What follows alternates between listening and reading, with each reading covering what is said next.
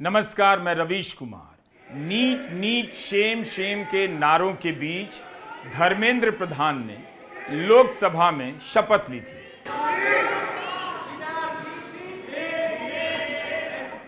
दिन था 24 जून 2024 का। 2021 से ही धर्मेंद्र प्रधान शिक्षा मंत्री के पद पर थे और विपक्ष उनसे नीट को लेकर जवाब मांग रहा था। मंत्री बनने के 5 साल बाद विपक्ष आज भी उनसे वही जवाब मांग रहा है। धर्मेंद्र प्रधान आज भी अपने पद पर विराजमान है।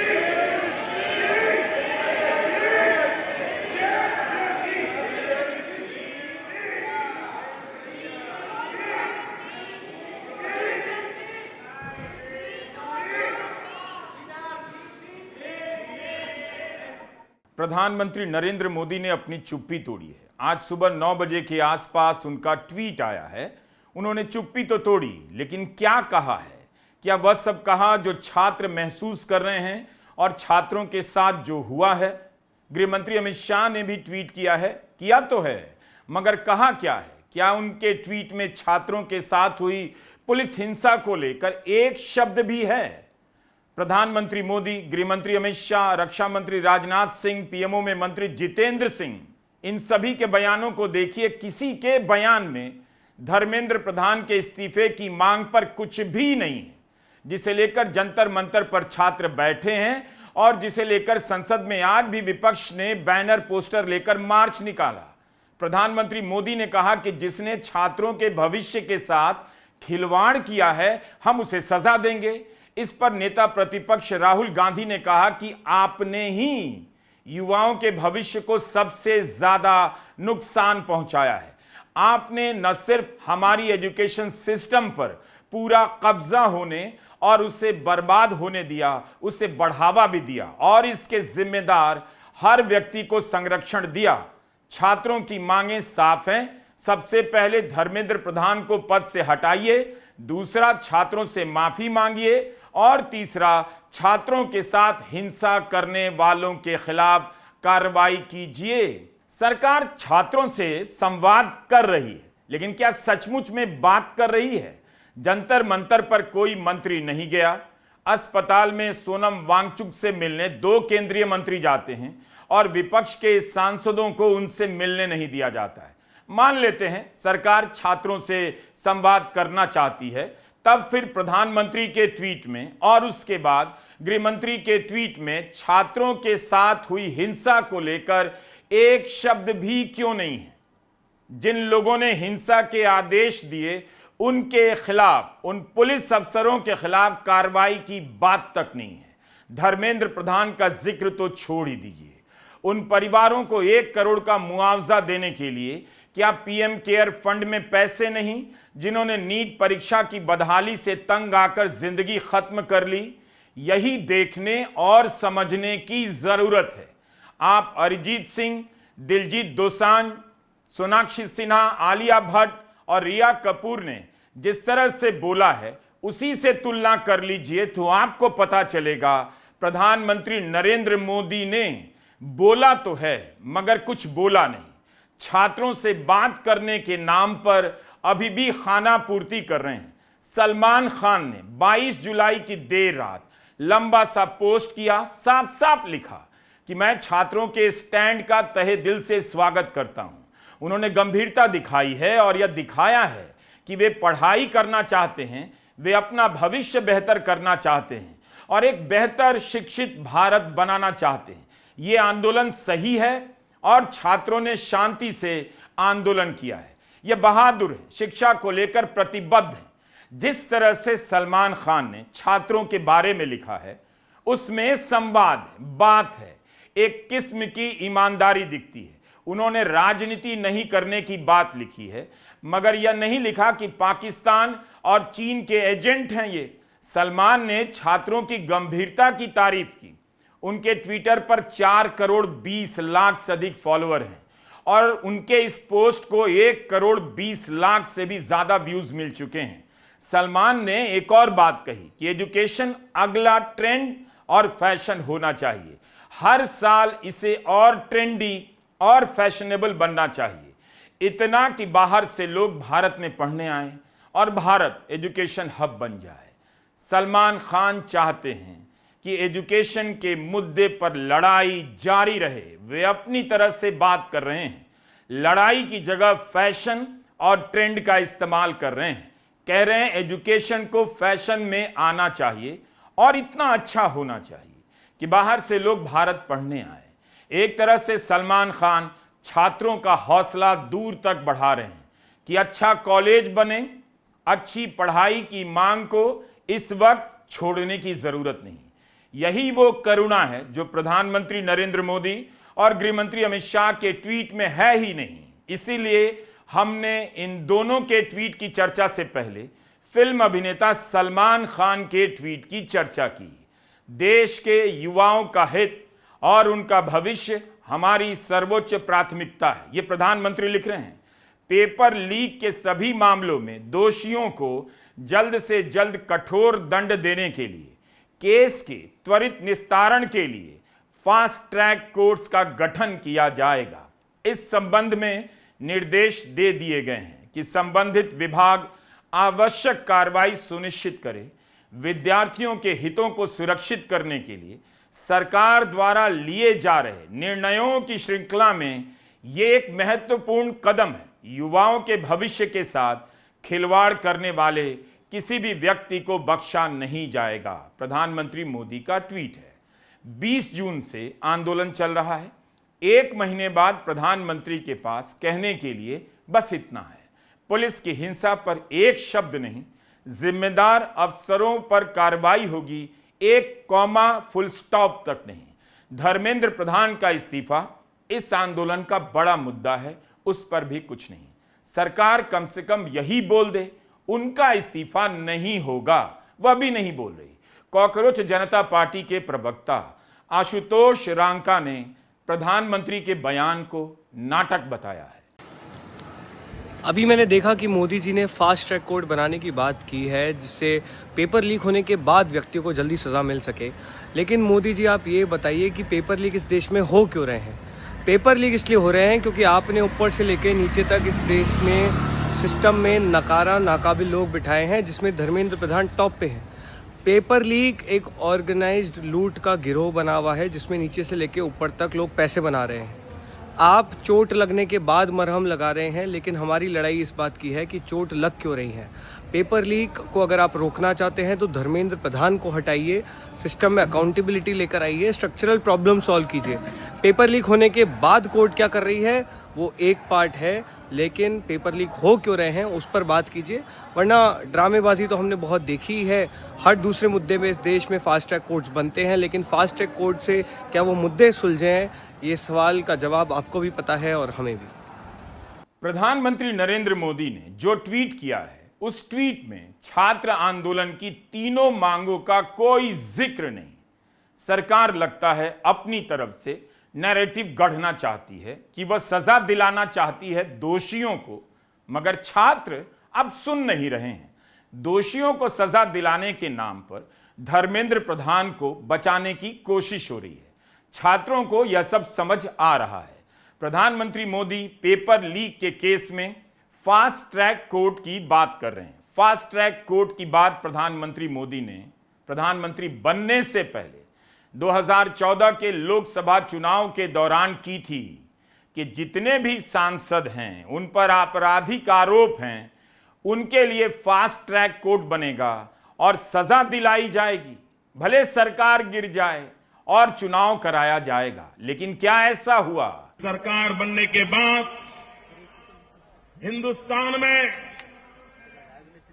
किसी भी दल के क्यों न हो, जितने विधायक होंगे, जितने सांसद होंगे और जिन पर अगर कोई भी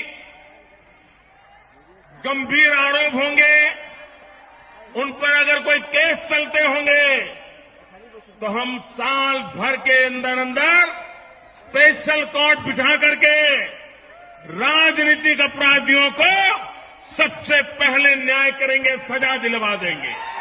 देश की विधानसभाओं का शुद्धिकरण हो जाएगा, देश की लोकसभा का शुद्धिकरण हो जाएगा।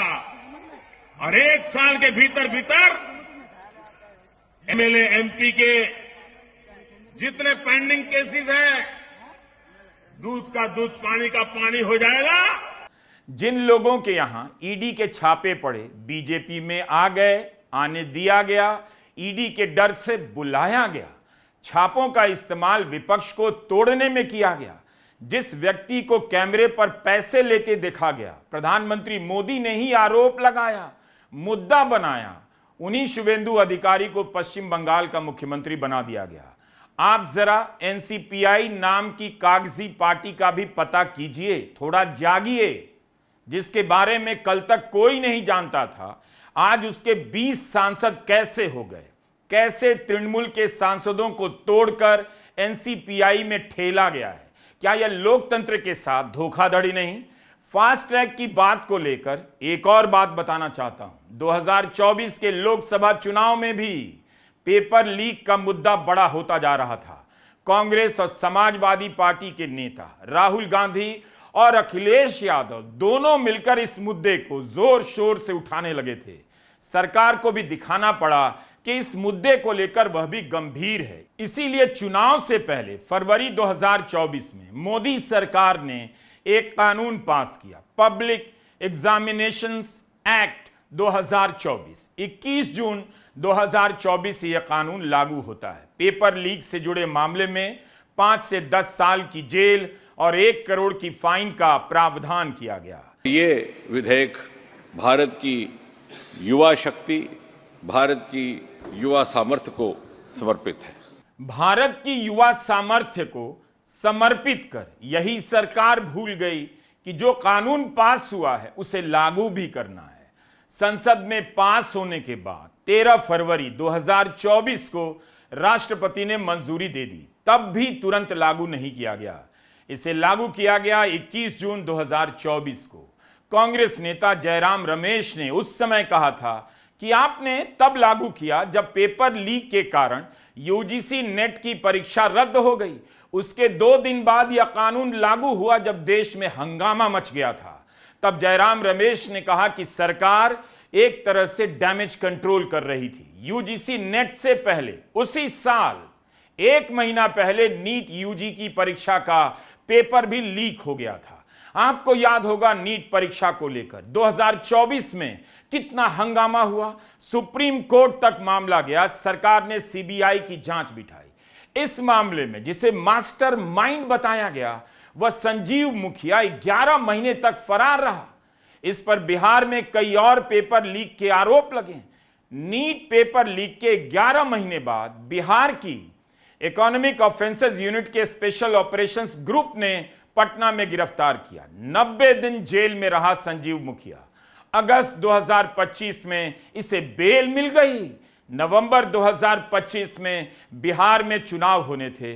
90 दिनों तक सीबीआई चार्जशीट दाखिल नहीं कर पाई, इसलिए इसे जमानत मिल गई। बताएगा आपको गोदी मीडिया इस तरह से, या इसकी जगह फास्ट ट्रैक कोर्ट बताकर नैरेटिव गढ़ने लगेगा कि प्रधानमंत्री ने बहुत बड़ा कदम उठा लिया है। संजीव मुखिया के केस में बिहार चुनाव के दौरान चर्चा चलने लगी कि कहीं चुनाव के कारण तो जमानत नहीं मिली। नीट 2024 का मास्टरमाइंड 11 महीने फरार रहता है। मोदी सरकार की तमाम एजेंसियां, राज्यों की पुलिस पकड़ नहीं पाती है। यह जेल में गया तो 90 दिनों में सीबीआई चार्जशीट फाइल नहीं कर पाई, बाहर आ गया। तब प्रधानमंत्री मोदी ने इसे गंभीरता से क्यों नहीं लिया? और यही नहीं, संजीव मुखिया को लेकर आज ही खबर आई, सीबीआई ने क्लीन चिट दे दी है संजीव मुखिया को। कहा है उसके खिलाफ कुछ भी नहीं मिला है। नीट 2024 की परीक्षा के पेपर लीक का मामला अभी इसी स्तर पर घूम रहा है। आप कैसे उम्मीद कर सकते हैं कि फास्ट ट्रैक बना देने से ही इस मामले में जवाबदेही तय हो जाएगी? अब प्रधानमंत्री मोदी कह रहे हैं फास्ट ट्रैक कोर्ट बनाएंगे। वैसे आज ही दिल्ली हाई कोर्ट में एक याचिका दायर हुई है। मांग की गई है कि इसकी जांच हो कि कॉकरोच जनता पार्टी के आंदोलन को विदेशी फंडिंग मिल रही है, एनआईए जांच करे। आज याचिका दायर हुई। अखिल भारत हिंदू महासभा के पूर्व उपाध्यक्ष सतीश कुमार अग्रवाल की तरफ से इन्होंने कहा कि दिल्ली को होस्टेज बना दिया गया है, बंधक, दिल्ली के नागरिकों को नुकसान पहुंचाया जा रहा है। इस आंदोलन का उद्देश्य देश को अस्थिर करना है। दिल्ली हाईकोर्ट के chief justice DK Upadhyay, justice Tejas Kariya की बेंच ने इस याचिका को सुनने के लिए 24 जुलाई का समय दिया है। तो यह भी फास्ट ट्रैक पर है। मध्य प्रदेश में मेडिकल की परीक्षा में धांधली की खबरें तो 2009 से ही चलने लगी थी, जिसे आप व्यापम घोटाले के नाम से जानते हैं और अब भूलने लगे। 2013 में पहली बार इस मामले में FIR होती है और एक साथ 20 लोग गिरफ्तार होते हैं जो दूसरे की पहचान के बदले परीक्षा दे रहे थे। उसी साल 345 लोगों का एडमिशन गलत पाया गया। इन पर आरोप लगा कि ये लोग पैसे देकर मेडिकल की परीक्षा पास कर गए। 2015 में पता चलता है कि 2 साल के दौरान इस घोटाले की जांच से जुड़े 23 लोग अप्राकृतिक कारणों से मर गए। यह SIT का आंकड़ा था, जबकि गैर आधिकारिक आंकड़ा 46 तक बताया जा रहा था। इससे जुड़े पत्रकार की मौत हो जाती है, मेडिकल कॉलेज के डीन की मौत हो जाती है। जब हंगामा हुआ तब शिवराज सिंह चौहान CBI जांच के आदेश देते हैं। इस मामले को उजागर करने वालों में से एक डॉक्टर आनंद राय ने प्रधानमंत्री मोदी के ट्वीट के जवाब में ही लिख दिया कि व्यापम घोटाले के केस में 265 FIR हुई है, 20 से अधिक विशेष अदालतें गठित की गई हैं, 650 मेडिकल एडमिशन रद्द किए गए, मगर एक भी बड़े रसूखदार को सजा नहीं हुई। माननीय मोदी जी, मैंने आपका स्टेटमेंट देखा कि आप कह रहे हैं कि नेट के घोटाले को रोकने के लिए आप विशेष कोर्ट का गठन करेंगे और आरोपियों को सजा दिलवाएंगे, लेकिन कहीं ना कहीं मुझे आपकी कथनी और करनी में अंतर दिखाई दे रहा है। आपको अच्छे से ध्यान होगा, 2013 में मध्य प्रदेश में व्यापम घोटाला हुआ था। हम लोगों ने उसको उजागर किया था और हमारी जान पर खेल कर हमने उजागर किया था। 265 FIR हुई थी। पहले इंदौर की क्राइम ब्रांच ने इसकी जांच की, हम लोग हाई कोर्ट पहुंचे, STF को इसकी जांच ट्रांसफर हुई। उसके बाद हाई कोर्ट मॉनिटर्ड प्रोब हुआ। उसके बाद हम लोग फिर सुप्रीम कोर्ट गए और सुप्रीम कोर्ट से CBI जांच हुई। 20 से ज्यादा स्पेशल कोर्ट बनी। आपको मैं बताऊंगा कि 650 से ज्यादा बच्चे जो है उनके एडमिशन निरस्त हुए, लेकिन इन लोगों ने जिन लोगों तक पैसा पहुंचाया उन बड़े अधिकारियों को और बड़े पॉलिटिशियन को किसी को भी सजा नहीं हुई। बड़े प्राइवेट मेडिकल कॉलेज के मालिकों को किसी को भी सजा नहीं हुई। जो सरकारी वकील है जिनको आप अपॉइंट करते हैं, भाई एजेंसी का काम है चार्जशीट को कोर्ट में प्रस्तुत करना, लेकिन वो जो सरकारी वकील हैं जिनकी जिम्मेदारी होती है ट्रायल को चलाना, आरोपी को सजा दिलवाना, वो लोग केस हारते गए क्योंकि वो एक विचारधारा से जुड़े थे। वो केस हारते गए और वो प्रमोट होते गए, AG तक बन गए, एडवोकेट जनरल तक, और बाद में हाईकोर्ट जज के रूप में प्रमोट हो गए क्योंकि वो आपकी विचारधारा, आपके संघ परिवार से जुड़े थे। किसी भी बड़े आदमी को सजा नहीं हुई। उल्टा हम जैसे जो विसल ब्लोअर्स थे, चाहे आशीष चतुर्वेदी हो, प्रशांत पांडे हो या मैं हूं, हम लोगों की जान 13-14 साल से हम लोग किस तरीके से रह रहे हैं, कितना रिस्क में रह रहे हैं, हम जानते हैं। मेरी नौकरी चली गई, मुझे टर्मिनेट कर दिया गया। मेरा गुनाह क्या था? मेरे ऊपर झूठे केस दर्ज करवाए गए। एट्रोसिटी में मैं दिन रात आदिवासियों के लिए काम करता हूं, हमारे ऊपर झूठे केस दर्ज करवाए गए। ये आपकी सरकार की नीयत दिखाती है। ये दिखाता है कि आपकी सरकार भ्रष्टाचार के प्रति, पेपर लीक के प्रति कितनी सजग है, कितनी संवेदनशील है। 2014-15 में हमने PMT को रिकंडक्ट करवाया था, पेपर लीक हुआ था रोहतक में। सुप्रीम कोर्ट तक हम लोग गए थे। जस्टिस अमित राय की बेंच ने आदेश दिए थे कि PMT दोबारा करवाई जाए। इस केस का क्या हुआ? यह कितना सीरियस केस था? 2017 में सुप्रीम कोर्ट ने 600 से अधिक मेडिकल एडमिशन कैंसिल किए जो बैकडोर से MBBS में घुसाए गए थे। कौन लोग थे? किस राजनीतिक विचारधारा के लोग थे जो लायक नहीं थे मगर दूसरे मेहनती छात्रों का हक मारकर डॉक्टर बनाए जा रहे थे? न जाने कितने लोग बना दिए गए होंगे। भारत के इतिहास का यह सबसे बड़ा शर्मनाक एडमिशन स्कैम था। स्पेशल कोर्ट तो इसमें भी बना, लेकिन हुआ क्या?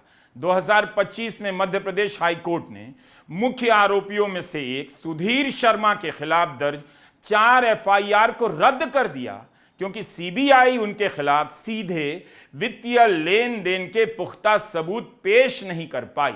यह जांच का हाल है। यह मार्च 2026 की खबर है। सुप्रीम कोर्ट ने व्यापम से जुड़े मुकदमों की प्रगति की रिपोर्ट मांगी है। अभी तक रिपोर्ट मांगी जा रही। 2015 से 26 आ गया, जांच हो रही है, किसी भी बड़े रसूखदार को सजा नहीं हुई। यह बीजेपी की सरकार का रिकॉर्ड है। इस घोटाले में बीजेपी सरकार के शिक्षा मंत्री, मध्य प्रदेश सरकार के तत्कालीन शिक्षा मंत्री लक्ष्मीकांत शर्मा और उनके ओएसडी के खिलाफ मामला दर्ज हुआ था। बाद में उन्हें भी क्लीन चिट मिल गई। व्यापम घोटाला की व्यापकता को समझिए।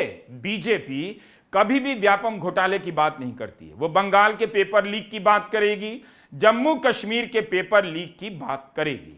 अगर मैं बात करूं जम्मू कश्मीर में सर्विस सिलेक्शन बोर्ड के एग्जामिनेशन में पेपर लीक हुआ, जहां पर कांग्रेस और एनसी की सरकार है, नेशनल कॉन्फ्रेंस की।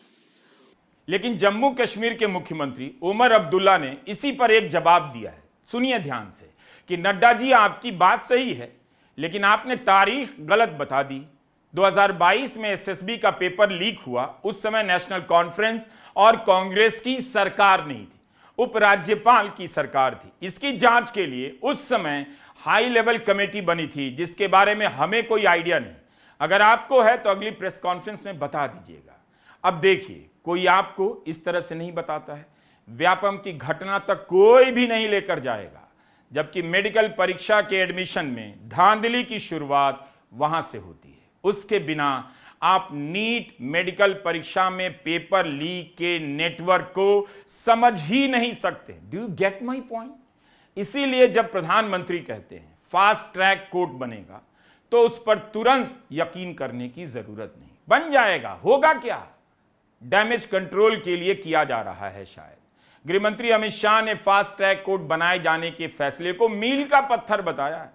लेकिन आपने देखा कि 2024 की नीट परीक्षा लीक मामले के मुख्य आरोपी संजीव मुखिया के खिलाफ सीबीआई 90 दिनों में चार्जशीट तक दायर नहीं कर पाई। क्या अमित शाह इस पर कुछ कहेंगे? अमित शाह ने अपने ट्वीट में लिखा है कि युवाओं का हित और उनका उज्जवल भविष्य मोदी सरकार की सर्वोच्च प्राथमिकता भी है और संकल्प भी। प्रधानमंत्री जी द्वारा फास्ट ट्रैक कोर्ट्स के गठन से पेपर लीक के मामलों में दोषियों के खिलाफ त्वरित सुनवाई और कठोर कार्रवाई का निर्णय इसी का प्रतिबिंब है।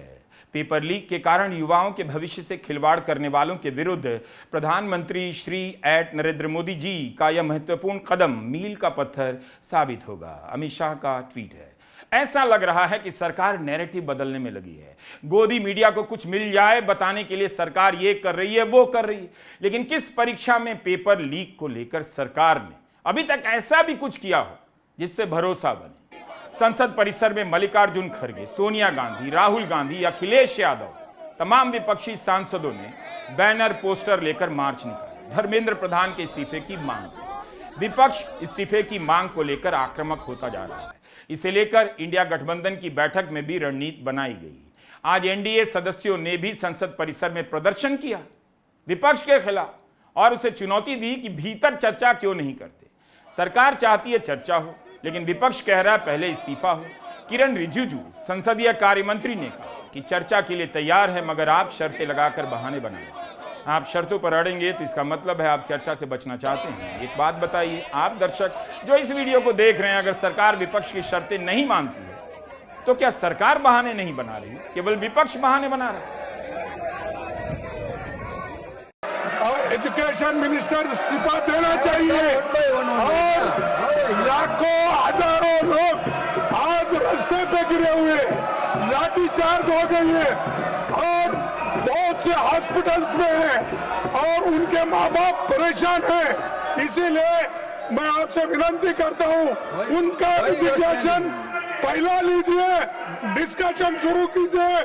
हम तैयार हैं डिस्कशन के लिए। इस्तीफा जरूर होना चाहिए और जब तक आप इस्तीफा नहीं दिलाएंगे डिस्कशन शुरू नहीं। यही कारण है कि प्रधानमंत्री मोदी और गृहमंत्री के बयान में यह दिखता है कि सरकार बहुत बड़े कदम उठा रही है, लेकिन ऐसे कदम पहले भी उठाए गए हैं। धर्मेंद्र प्रधान के इस्तीफे की मांग का विकल्प यह नहीं हो सकता कि फास्ट ट्रैक कोर्ट बनेगा। मई के महीने में नीट यूजी की परीक्षा का पेपर लीक हुआ, छापे पड़ने लगे थे, तभी फास्ट ट्रैक कोर्ट बनाए जाने की घोषणा हो सकती थी। 20 जून से 23 जुलाई तक छात्र आंदोलन पर बैठे रहे, लाठियां खाई, तब जाकर सरकार को इतने बड़े कदम का ध्यान आया कि फास्ट ट्रैक कोर्ट का गठन होगा। सरकार क्या इस तरह के ट्वीट से बताना चाहती है कि धर्मेंद्र प्रधान का इस्तीफा नहीं होगा? आप नोट कीजिए कि प्रधानमंत्री मोदी ने छात्रों की तीनों मुख्य मांगों पर कुछ नहीं कहा है। इसीलिए सरकार से कहीं ज्यादा फिल्म गायक अरिजीत सिंह ने बड़ा स्टैंड लिया, दिलजीत दोसांझ ने, आलिया भट्ट ने, सोनाक्षी सिन्हा ने स्टैंड लिया, गायक मीका सिंह ने स्टैंड लिया। अरिजीत सिंह ने तो सलमान खान से पहले लिख दिया कि यार आप तो स्टूडेंट्स को मार रहे हैं आप लोग, क्या आपको शर्म नहीं आती? हेलो नेता मंत्री, क्या चल रहा है भाई? अपने आप को भगवान समझ लिया है क्या? हर चीज याद रखा जाएगा, हर हर महादेव याद रखना, बदलाव ही नियम है। इसके बाद अरिजीत अपने उन फैंस से भी भिड़ जाते हैं जो उनके इस स्टैंड की आलोचना करने लगे। अरिजीत ने कह दिया साफ साफ, अपना स्टैंड नहीं बदलूंगा, भले ही आप अपने गानों की प्लेलिस्ट से उनके गाने हटा दें, वे अपनी बात पर कायम रहेंगे। ये होता है स्टैंड लेना, छात्रों के साथ खड़े होना और छात्रों से संवाद करना, साफ साफ बात करना। शबाना आजमी धरना स्थल पर पहुंच गईं, नेहा का अनशन तुड़वाया। अभिनेता इमरान खान ने मुंबई में छात्रों के साथ मार्च किया। हुमा कुरैशी, साकिब सलीम जंतर मंतर आए। रितेश देशमुख, प्रकाश राज, स्वरा भास्कर, जीनत अमान, सोनाक्षी सिन्हा ने तो तब बोला जब बॉलीवुड में मुर्दा शांति पसरी हुई थी। लेकिन जब कोई नहीं बोलता है तब एक आदमी जरूर बोलता है, और इस तरह से बोलता है कि उसका बोलना 100 के बोलने पर भारी पड़ जाता है। नसीरुद्दीन शाह, उनका बयान आप तक पहुंच गया होगा। आदाब, नमस्कार। मैं नसीरुद्दीन शाह दो बातें अर्ज करना चाहता हूं आप सबसे। पहली बात तो ये कि अगर एक जाहिल इस मुल्क की रहनुमाई करे तो उसका दिल यही चाहेगा कि पूरा मुल्क उसी की तरह जाहिल, ना समझ, ना काबिल और बेरहम बने। अभिनय के 2 अलग अलग कोर्स राष्ट्रीय नाट्य विद्यालय और पूना फिल्म इंस्टीट्यूट में पूरे करने के बावजूद मैंने अभिनय के बारे में सबसे ज्यादा जो सीखा है वो उन बच्चों से, उन तालिबे इल्म से जिन्हें सिखाने की कोशिश मैंने की है। मेरी पूरी हमदर्दी उनके साथ है। मैं उन्हें हजार हजार हर सांस के साथ दुआएं देता हूं और हर टीचर्स डे पर उन्हें सलाम करता हूं।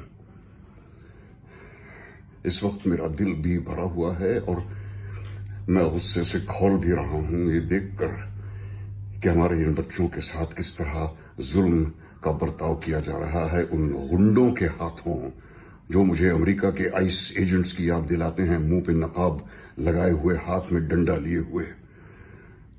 कभी अपने बच्चों के बारे में भी सोचा करो और ये भी सोचो कि तुम्हारा अंजाम तुम्हें भी एक दिन मिलेगा जरूर। इन सब बच्चों से मैं कहना चाहता हूं कि हिम्मत ना हारें।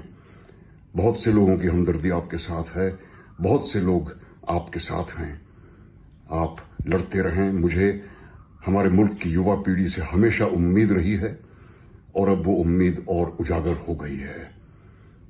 आप लोग अपनी लड़ाई लड़ते रहें, हम सब आपके साथ हैं। और इस मुल्क की हुकूमत को मैं सिर्फ इतना कहना चाहता हूं, सब याद रखा जाएगा।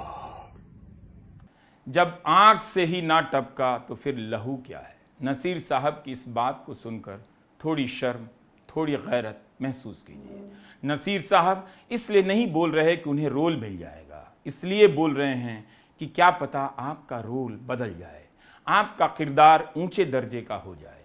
मामूली बात नहीं है नसीरुद्दीन शाह का इस तरह से बोलना। इस दौर में जहां सांसद तोड़ दिए जाते हैं, घसीट कर उन्हें अपनी पार्टी से निकाल कर किसी नई पार्टी में पार्क कर दिया जाता है, उस दौर में नसीर बोल रहे हैं, छात्रों के साथ खड़े हो रहे हैं। दिलजीत दोसांझ ने इंस्टा स्टोरी पर लिखा है कि आज जो हुआ बहुत बुरा हुआ, छात्रों के साथ ऐसा बर्ताव नहीं होना चाहिए। मैं प्रशासन से गुजारिश करता हूं कि छात्रों की मांग को सुना जाए। लोगों की आवाज रब की आवाज होती है। मुझ पर पहले ही बहुत बार एंटी नेशनलिस्ट का टैग लग चुका है। आज भी मैं एंटी नेशनलिस्ट कहलाया जाऊंगा। किसान आंदोलन के बाद मुझे बहुत बैकलैश और कानूनी परेशानियों का सामना करना पड़ा, जिनके बारे में मैं बात नहीं कर सकता हूं। बाकी रब सब देख रहा है, बाबा भली करें। यही नहीं, दक्षिण फिल्म इंडस्ट्री के कई बड़े अभिनेताओं ने भी प्रदर्शन को समर्थन दिया है, पुलिस के खिलाफ बोला है, उसकी कार्रवाई के खिलाफ बोला। विस्मया मोहनलाल, टोविनो थॉमस, दुलकर सलमान, रंजनी हरिदास, पार्वती तिरुवोतु ने सोशल मीडिया पर बयान दिए हैं। यह सब बड़ा बदलाव है। किसान आंदोलन के दौरान विदेशी हाथ का प्रोपेगेंडा चलाया गया। उस समय की रिपोर्ट निकाल कर देखिए कि कैसे बॉलीवुड के film star, cricket star tweet करने लगे एक ही भाषा में, सरकार के समर्थन में आ गए कि किसानों के जरिए देश को बांटा जा रहा है। कृषि कानूनों के बचाव में अक्षय कुमार, अजय देवगन, न जाने कितने अभिनेता आ गए। हैशटैग चलाया गया इंडिया अगेंस्ट प्रोपेगेंडा। इसी तरह से कई मौकों पर बॉलीवुड ने शर्मसार किया है। आज कहते हैं बोलना उनका काम नहीं, अभिनय है। लेकिन 2014 के पहले यही फिल्म स्टार प्याज, पेट्रोल, डॉलर, रुपया हर मुद्दे पर बोला करते थे। लेकिन उनके भीतर डर इतना बिठा दिया गया है कि एक्टिंग करने के नाम पर मुर्गा बनने लग जाते हैं। न्यूज लॉन्ड्री की इस पर एक रिपोर्ट है, पढ़िएगा। बड़ी बात है कि उसी बॉलीवुड से कोई अरिजीत सिंह है, कोई दिलजीत है, कोई सलमान है, कोई सोनाक्षी है, कोई आलिया है जो बोल रहे हैं। जब आप इन बयानों के संदर्भ में देखते हैं तब पता चलता है कि प्रधानमंत्री मोदी ने छात्रों से संवाद नहीं किया है, एक खुराक दिया है जिससे गोदी मीडिया अपनी शाम भर पाएगा। प्रधानमंत्री का यह बयान उन छात्रों की आंखों में इंसाफ का सपना भरता हुआ नहीं लग रहा है। नमस्कार, मैं रवीश कुमार।